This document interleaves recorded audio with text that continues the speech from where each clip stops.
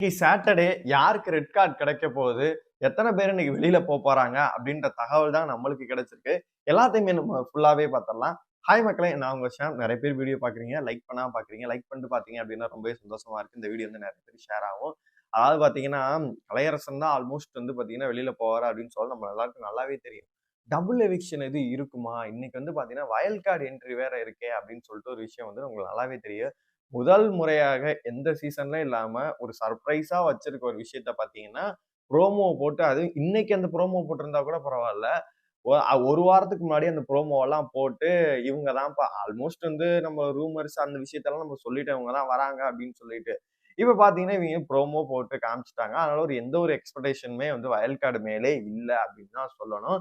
Wild card எப்ப இருந்தாலுமே பார்த்தீங்கன்னா, டபுள் எவிக்ஷன் நடக்கும். டபுள் எவிக்ஷன் வந்து நடத்துவாங்க. இன்னும் நெறைய சீசன்லயுமே பார்த்திருக்கோம்.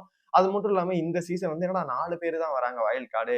எப்போதும் 6 பேரு கிட்ட விட்டா 15 பேர கூட இறக்குவாங்களா அப்படின்னு சொல்லிட்டு உங்களுக்கு தோணலாம். இந்த டைம் வந்து 2 வயல்ட் கார்டு இருக்கு. ஃபர்ஸ்ட்டே ஒரு இப்ப 4 பேர இறக்குறாங்க.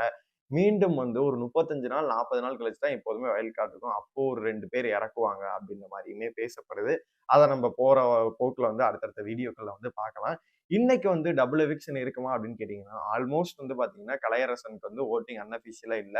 லட்சக்கணக்குல ஓட்டுகள் வாங்கி பார்த்தீங்கன்னா, வினோத் அவர்கள் வேற லெவல்ல வந்து மாஸ் பண்ணிட்டு இருக்காரு.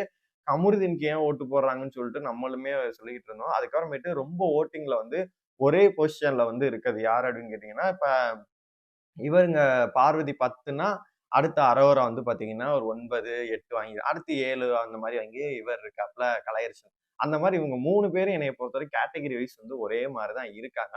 அதனால இவங்க 3 பேத்துல யார வேணா வெளியில அனுப்பலாம் அப்படின்ற ஒரு இதுல தான் நம்ம முன்னாடியே சொல்லியிருந்தோம். அதனால கலையரசன் ஒண்ணு கன்ஃபார்ம் ஆயிடுச்சு. இன்னொன்னு அரோராவா இல்ல வந்து பார்வதியா அப்படின்ற ஒரு விஷயங்களும் போயிட்டு இருக்கதாவுமே நியூஸ்கள் வருது. என்னைய பொறுத்தவரைக்கும் பார்வதி தான் இவங்களுக்கு வந்து ப்ரோமோ ஃபுல்லாவே குடுத்துக்கிட்டு இருக்காங்க. பார்வதி தான் வந்து எண்ட் டு எண்ட் ப்ரோமோ. நெகட்டிவோ, பாசிட்டிவோ அப்படின்ற மாரி. அக்கா ஆளே இல்லாத காட்டுக்குள்ளேயே பார்த்தீங்கன்னா, வந்து கன்டென்ட் குடுப்பாங்க. இவ்வளோ பெரிய வீட்டுக்குள்ள கன்டென்ட் குடுக்க மாட்டாங்களா? அப்படின்ற மாரி. அவங்க தான் வீட்டுக்குள்ள வந்து கன்டென்ட் குடுத்துட்டு இருக்காங்க. அப்படி பார்க்கும்போது, பார்வதிய வெளியில அனுப்பி டிஆர்பிக்காகவும் பார்க்கலாம். இல்ல 60 18+ பண்ணிட்டு பல சர்ச்சையில சிக்கியிருக்காங்க.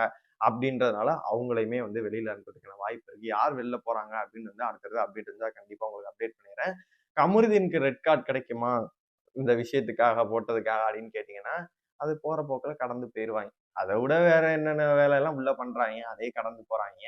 இத என்ன பண்ணுவாங்க அப்படின்னு சொல்லிட்டு பொறுத்திருந்து பார்ப்போம். உங்கள பொறுத்தவரைக்கும் இன்னைக்கு யார் வெளியில போனா நல்லா இருக்கும்னு நினைக்கிறீங்களோ, மறக்காம கமெண்ட் பாக்ஸ்ல சொல்லுங்க.